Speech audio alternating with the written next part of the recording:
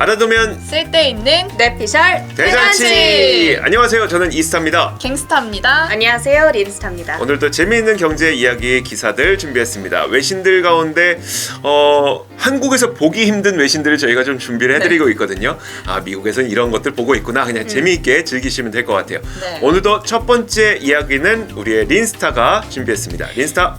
네, 오늘 제가 준비해온 기사 할 텐데 일단 3분 타임어택 시작하고요. 네.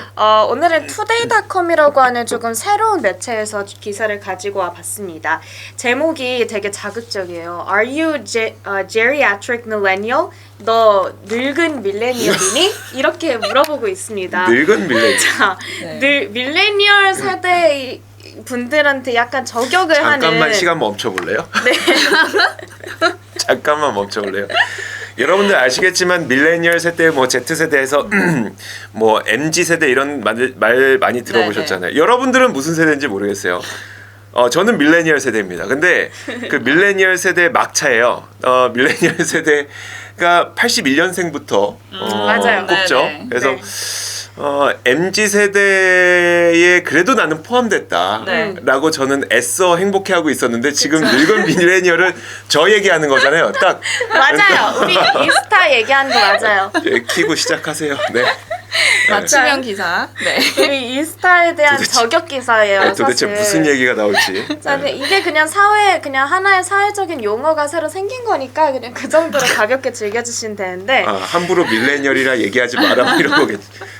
자, 그래가지고 일단은 이 geriatric millennial이라고 하는 늙은이 밀레니얼이라는 용어를 처음으로 이제 제시한 사람이 에리카 다완이라고 하는 어떤 작가예요. 그래서 네. 이 사람이 이런 용어를 이제 도입을 한 건데 우리가 알고 있기로 이제 제너레이션 X부터 따지잖아요. 네. 네. 1960년대 초부터 70년대 말까지 태어난 사람들, 베이비 부머 네. 이후죠. 네.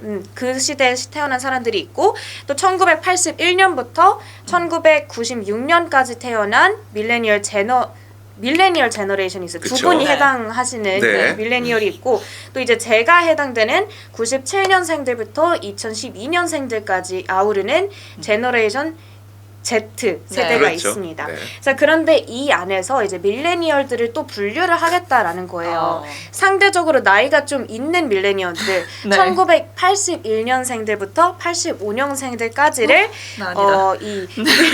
네. 죄송한데요. 늙은 밀레니얼이라고 하겠대요. 이거 제가 말하는 게 아니에요. 근데 이 세대를 굉장히 칭찬하고 있는 글이에요. 이 기사는 사실. 네. 이 geriatric millennial들이 앞으로 세대와 세대 간에 이어주는 어떤 가교 역할을 할 거다. 그러다 보니까 차세대 어떤 직장 내 환경을 이끌어가는 리더 역할들을 주도하게 될 거다. 이렇게 얘기를 하고 있습니다. 네네. 왜냐하면 이들은 아날로그와 디지털에 모두 강하다는 장점이 있어요. 집에 컴퓨터를 두고 사셨잖아요. 어릴 때. 네네. 그 1세대에 해당하시는 분들입니다. 펜티엄 맞아요. 원 써봤던. 그렇죠. 그러면서도 면대면 커뮤니케이션에도 매우 능통해요. 왜냐하면 많이 해봤기 때문에. 네네. 그리고 카톡이든 문자든 혹은 실제 사람과 면대면으로 만나서 대화를 하는 거든 그 미묘한 뉘앙스들이 있잖아요. 네. 그거를 잘 캐치할 수 있습니다. 그래서 이런 그 강점이 있다라고 하는 거를 칭찬하고 있고요. 실제로 현재 활약하고 있는 세계적인 CEO들이 다 이 geriatric millennial에 해당하고 있어요. 페이스북의 마크 저커버그 84년생, 레딧의 알렉스 오헤니언 83년생, 에어비앤비의 브라이언 체스키가 81년생으로 이 새로 나타난 이 집단에 모두 속하고 있습니다. 자, 그렇게 되면은 이제 시간은 이제 제가 할 말은 다 했는데 네. 여기에 대해서 좀 반응들이 어떨지 궁금해요. 근데 네. 이게 되게 중요한 얘기가 뭐냐면 원래 그 경제가 부흥하기 위해서 꼭 필요한 세대가 있잖아요. 네. 그 세대가 예를 들어 이제 우리가 세대를 크게 그 세 개의 세대로 나눠봤을 때 노년층과 장년층, 청년층 이렇게 볼 수가 있어요. 네. 노년층의 경우에는 지금까지 자신이 인생을 통틀어서 쌓아온 자산을 좀 갉아먹을 수밖에 없는, 왜냐하면 소득이 새로 생기지 않으니까 그렇죠. 그런 세대인 거고, 청년층의 경우에는 소비와 그 경제 활동은 굉장히 활발하긴 한데 네. 이게 대체로 부채를 통해서 소비를 하는 거예요. 근데 이 부채가 어디에서 나오냐? 바로 그 윗세대들이 쌓아놓은 자산을 토대로 이제 그걸 레버리지 담보 삼아서 부채를 이용해 경제 활동을 하는 게 청년 세대이기 네. 때문에 가장 중요한 것이 자신의 자산을 증식하면서 자신의 경제 활동이 가장 활발한 이 장년층이 굉장히 중요하거든요. 근데 그럼 요즘 세대에서 누가 그게 가장 활발하냐 보면은 그 뭐였었죠? 늙은 밀레니얼? 늙은 밀레니얼들이 그게 가장 활발할 때인 거예요. 3, 네. 40대에 올라가면서 소득이 계속 높아지는 구간에 있잖아요. 네. 그리고 이 사람들은 경제 활동과 소비도 굉장히 빨라지고 있는 그런 세대인데다가 미래를 준비하기 위해서 투자도 굉장히 많이 하는 세대이기 때문에 네. 이 세대가, 그러니까 저와 같은 네. 세대가 굉장히 경제의 활력을 불러일으켜주는 그런 세대라는 거예요. 그래서 저 사실 무슨 얘기 나올지 되게 긴장했었는데 좋은 얘기예요. 네, 좋은 것 같아요. 그러니까 이런 세대들이 활발하게 활동을 해야지 경제가 많이 그 활력을 얻게 되는 그렇죠. 거거든요. 그러니까 현 시점에서 지금 이 시대에 전 세계 경제를 이제 주도하고 있는 혹은 이제 앞으로 점차 장악을 하게 될 리더들이 이 제리아트릭 밀레니얼들이다 이렇게 강조를 하고 있는 기사이기 때문에 축하드립니다. 아유, 감사합니다. 굉장히 좋은 내용의 기사였어요. 기분이 좀 나쁘긴 해요. 네. 사실 이 단어 자체가 뭐 늙은이? 너 약간 반응들이 여러 가지로 나뉘고 있더라고요. 그러니까 여기에 대해서 이거 너무 나랑 딱 맞는 표현이야. 내가 정확히 약간 늙은 밀레니얼이라는 표현이 나한테 너무 어울린다. 이런 반응이 나오고 있는 반면에 또 어떤 사람들은 굉장히 이제 발끈하고 있는 내가 왜 늙은이냐? 나를 왜 네. 늙은이라고 부르냐 이러면서 발끈하고 있는 그런 반응들도 나오고 있고요. 갱스터는 좀 어떤 생각 들었어요? 다행이다. 나는 그쵸. 여기 안 속한다. 일단은 안도감이 좀 들었고 이제 제가 조금 더 나이가 들면 이런 기사가 또 나오겠죠? 네, 그렇겠죠. 저는 아직은 이제 또 부채를 통해서 소비를 만드는 세대이기 때문에 네, 적극 공감합니다. 알겠습니다. 와, 첫 번째 이야기 재밌었어요. 맞아요. 네. 이런 사람들이 또 많아져야지 뭐 경제 윤활유가 또 되기도 합니다. 조금 병 주고 약 주는 네, 그런 느낌이 좀 있긴 하네요. 진짜 긴장했어요. 절대로 이건 제가 지어낸 표현이 아니라는 점 여러분들께서 또 다시 한번 강조를 드리고요.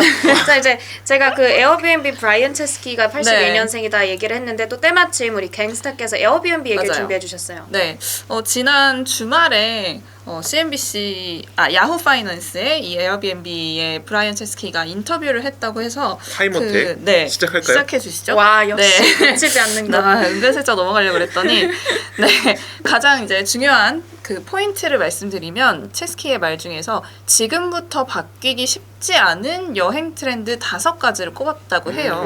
그게 어떤 건가는 잠시 후에 말씀을 드리겠고, 일단은 팬데믹 이전의 에어비앤비의 주요 사업은 당연히 휴가철을 맞이해서 해외로 떠나는 사람들이었잖아요. 네. 근데 이제 팬데믹이 오면서 이것도 조금 바뀌었다라는 내용인데, 보통은 여행을 가시는 분들은 도심 근처에 숙소를 많이 잡으시죠. 거기에 이제 어트랙션이나 뭐 이런 그쵸. 관광지들이 네, 가기 많으니까. 쉬우니까, 네. 그렇지만 이제 오늘날에는 이 에어비앤비 플랫폼 내에서 가장 성장하고 있는 부분이 50마일 이내의 여행이고, 그 중에서 4분의 1이 최소 28일 이상의 체류 기간을 소비하는 그런 장기간 우와. 여행 또는 장기간 그러니까 체류라고 자기 해요. 원래 집에서 50마일. 그렇죠. 네, 그러니까 단거리 여행 위주라고 보시면 될 것 같아요.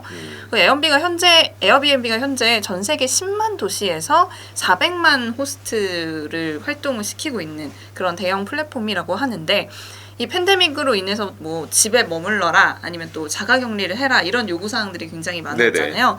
근데 에어비앤비가 이런 여행 행태 변화에 굉장히 잘 적응하고 있다라는 이야기가 나오고 있고, 또 이렇게 가깝고 교외 지역으로의 수요가 가장 급증한 것은 맞지만 도시를 향한 수요 역시 뭐 상대적으로 좀 천천히긴 하지만 늘어나고 있다라는 이야기도 하고 있어요. 그래서 1분기 예약건의 40%는 인구 밀도가 높은 도심 지역을 향한 것이었다라는 분석이 나오고 있고요. 사실 이런 에어비앤비하고는 좀 다르게 메리어트 같은 대형 호텔 체인들이 기대하는 거는 인기 있는 관광지로 돌아오는 레저형 여행자들이잖아요. 근데 이 브라이언 체스키는 여기에 대해서 좀 다른 생각을 갖고 있다고 합니다. 혼잡한 도시로의 여행을 좀 장려하는 그런 광고를 내보내는 거는 이제는 팬데믹 이전의 과거가 남긴 유산이다. 이렇게 얘기를 하고 있어요. 그러니까 이미 이제 좀 페이즈가 지나갔다라고 얘기를 하는 거죠. 그래서 여기서 이제 5가지 트렌드를 언급을 하는데 장기적인 트렌드다라고 얘기를 하면서 1번은 여행지의 그 숙소를 선정할 때 더 큰 집을 원하는 거. 그리고 2번째는 더 긴 기간 동안 머무는 것이고요. 또 3번째로는 이전에는 몇몇 뭐 예를 들어서 뉴욕이나 뭐 런던 같은 몇몇 관광지로의 여행이 좀 대부분이었던 것 중에서 이제는 모든 곳으로의 여행으로 좀 변화를 했다라고 얘기를 하고 있고 비즈니스 트래블이 레저 트래블로 바뀌고 있다고 얘기를 했고요. 또 양보다 질을 중시한다라고 얘기를 했습니다. 이렇게 5개의 트렌드를 얘기를 했는데 이 트렌드가 뒤집히기는 쉽지 않을 것이다라고 얘기를 하고 있고요. 일단은 선진국에서 백신 접종이 좀 많이 진행이 됐고 이 해외여행에 대한 잠재 수요도 현실로 다가왔으니까 단기적으로는 이 1분기 추세가 지속될 것으로 예상이 된다라고 얘기를 하고 있고요. 일단 근데 좀 재미있는 그 통계가 있어요. 1분기 일평균 객실료를 정산을 했는데 이전보다 35% 오른 $160가 하루 평균 그 원나잇에 지불하는 가격이래요.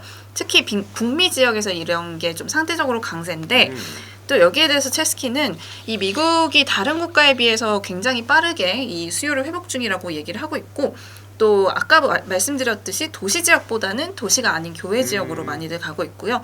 물론 이제 많은 국가들이 또 여행 제한을 풀 것이라고 우리가 예상을 하고 있기 때문에 그렇게 되면은 이제 이 일평균 객실료가 좀 내려올 것이다라고 얘기를 하고 있어요. 근데 그게 왜냐하면은 지금은 이제 좀 교외로 가고 있기 때문에 우리나라에서도 제가 에어비앤비 주변에 이용하는 친구들 보면은 예를 들어서 뭐 강릉에 간다 그러면 굉장히 좀 뭐 집이 굉장히 예쁜 곳, 뭐 그런 뭐 오션뷰가 있는 곳 이런 곳으로 많이들 가거든요. 그런 것처럼 이제 이 사람들이 여행 수요가 좀 돌아와서 이제 다시 도심으로 여행을 가게 되면은 지금은 교외에 있는 큰 집을 빌리는데 그렇게 되면 또 다시 스튜디오 아파트먼트 쪽으로 수요가 몰릴 거란 말이죠. 근데 그런 집들은 보통 당연히 가격이 좀 더 싸기 때문에 그렇게 되면 이제 평균 객실료는 좀 내려올 것이다라는 이야기까지 하고 있습니다. 그래서 이렇게 여행 트렌드 5가지를 체스키가 또 이야기를 했다고 하네요. 저는 그 늙은 밀레니얼이라 이게 절제가 안 되는데 젊은 밀레니얼과 Z세대는 이해가 되세요?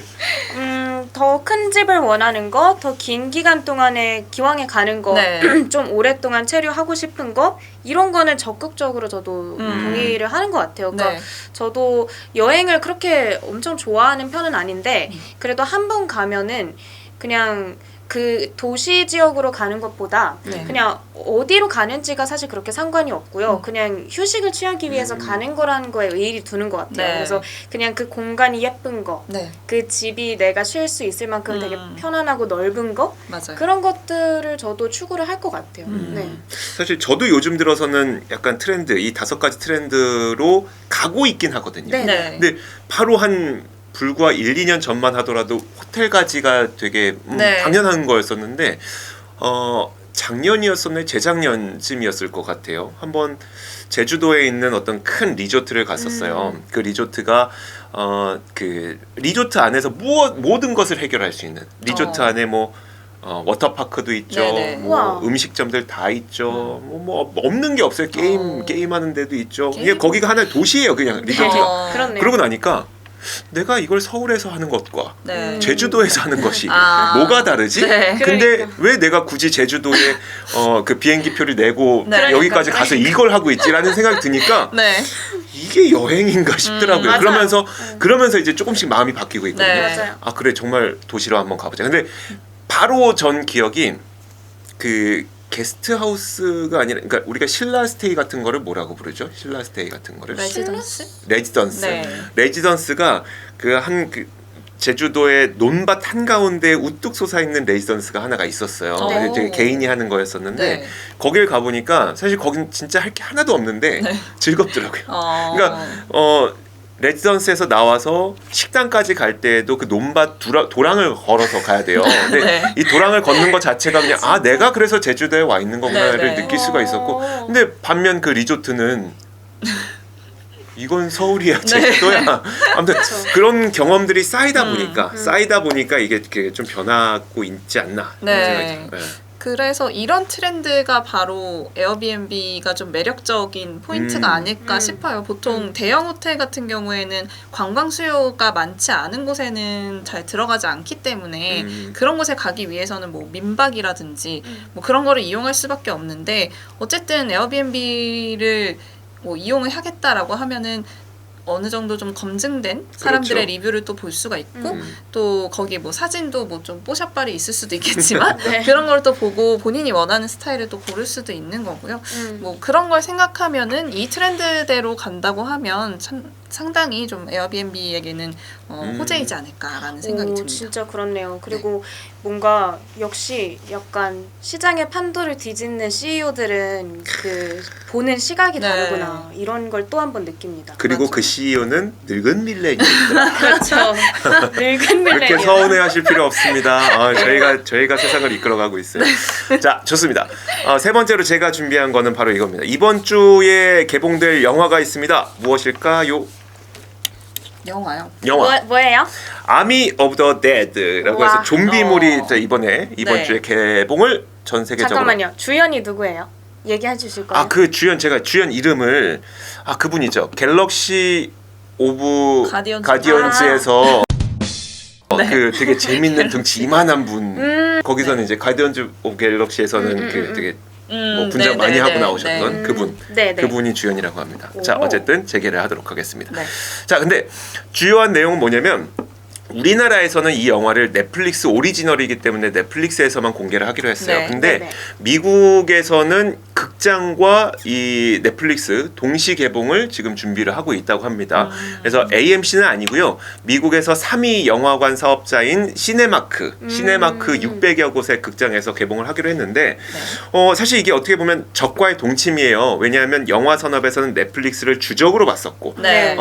넷플릭스는 사실 영화 산업의 어떤 그런 기존의 전통적인 구조를 파괴하기 위해서 뛰어든 파괴적 혁신 기업이었고, 그런데 얘네들이 이제 손을 잡기로 네. 한 거죠. 어떻게 보면 이게 일단 극장 입장에서 보면 왜 이렇게까지 됐을까를 봤을 때 그 작년에 팬데믹 때문에 영화의 제작이 없었잖아요. 네네. 지금 이제 그 백신을 맞고 사람들이 영화관에 몰려오는데 틀 영화가 없는 거예요. 네. 그럼 넷플릭스 영화라도 지금 틀어야 되는 좀 약간의 그 뭐라고 할까요? 약간의 이제 좀 다급한 그런 마음이 작용을 하고 있는 것이고, 그러다 보니까 이제 영화관 그 관계자가 무슨 얘기를 했냐면, 과거에는 이 넷플릭스 영화를 틀지 않는 게 불문율처럼 작용을 했었는데 네. 이제는 협상 가능하다라고 얘기를 했다고 합니다. 극장의 입장이 이렇게 바뀌었고, 네.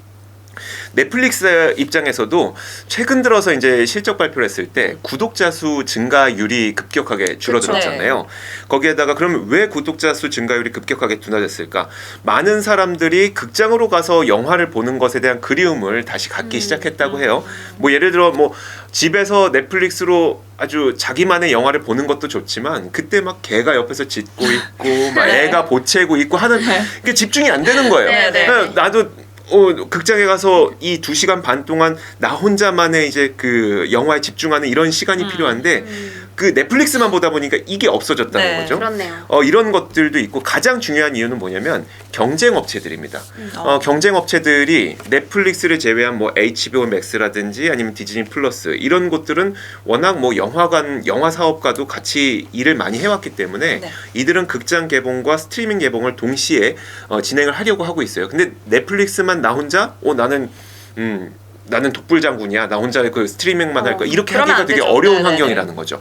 실제로 그 AT&T의 워너브로스는 HBO Max와 극장 개봉을 동시에 준비를 하고 있고요. 디즈니 플러스도 동시 개봉을 추진을 하고 있어요. 실제로 팬데믹 당시에도 뮬란을 동시 개봉을 했었고요. 네. 자, 이런 것들이 있다 보니까 어쩔 수 없이 이제 극장과 스트리밍 서비스의 동시 개봉을 하게 되는 그런 상황이 펼쳐지고 있다는 게 이제 이 기사의 내용입니다. 네. 자, 그렇다면 네. 이제 여기까지가 기사고요. 네네. 저는 무엇을 느꼈냐면 사실 영화, 그 다음에 스트리밍, 우리는 스트리밍이 발발할 당시만 하더라도 영화 산업을 마치 부술 것처럼 네. 그러면서 고밸류에이션을 스트리밍 기업들에게 많이 줬었잖아요. 네네. 근데 진짜 그럼 부술 것이냐 네. 아니면 함께 살아갈 것이냐 두 가지를 놓고 봤을 때 함께 살아갈 그러게요. 가능성이 굉장히 높은 것 같아요. 네.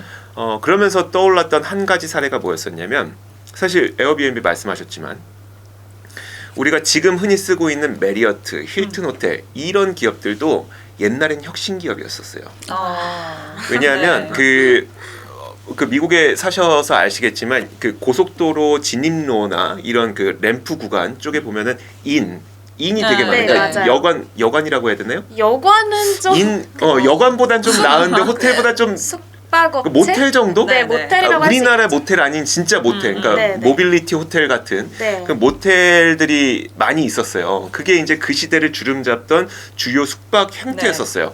그러다가 이걸 부수기 위해서 나온 게 깨끗함과 그리고 정갈함을 무기로 한 메리어트, 힐튼 이런 호텔 체인들이었었거든요. 그러네요. 그럼 얘네도 어떻게 보면 기존의 숙박 산업을 깨부수는 혁신 기업이었지만 그럼 호텔과 그리고 이런 뭐 대표적인 기업이 뭐 홀리데이 인 이런 네, 기업이겠죠. 맞아요. 얘네가 죽었느냐, 죽고 호텔만 살았느냐, 사실 그건 아니에요. 그건 아니죠. 그건 아니에요. 다 같이 살고 있어요.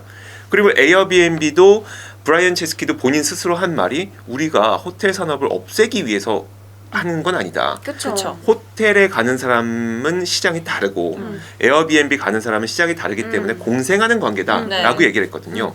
극장과 스트리밍도 약간 비슷한 형태로 가지 않을까라는 맞아요. 생각이 드는 거예요. 네. 맞아요. 극장 가고 싶은 사람이 있고 스트리밍 가고 싶은 보고 싶은 사람 따로 있고 그리고 어떤 영화에 따라서는 네. 스트리밍 보고 싶은 영화가 있는 거고 극장 가서 볼 영화가 있는 것이기 때문에 이런 공생 관계가 앞으로 지속되지 않을까라는 생각이 들었습니다. 그렇네요. 네. 그러니까 수요층이 둘 다 살아 있는 한 공생 관계가 무조건 성립할 수밖에 없는 것 같아요. 그러니까 말씀하셨다시피 홀리데이 인 뭐 가격과의 타협이 필요한 사람들은 당연히 가야 되는 거잖아요. 그쵸. 그렇기 때문에 수요층이 살아있을 수밖에 없고 반면에 메리어트 가서 고급스러운 데서 나는 럭셔리하게 즐기고 싶다라는 네. 사람들도 있는 거잖아요. 수요층이 둘 다 존재를 하고 있는 거고 또 마찬가지로 저는 어쩔 때는 영화관 가서 보고 싶고 어쩔 네. 때는 그냥 가볍게 집에서 즐기고 싶거든요. 그러니까 수요층이 다 살아있기 때문에 분명히 그 적과의 동침이라는 표현이 저는 너무 마음에 네. 들었는데 네네.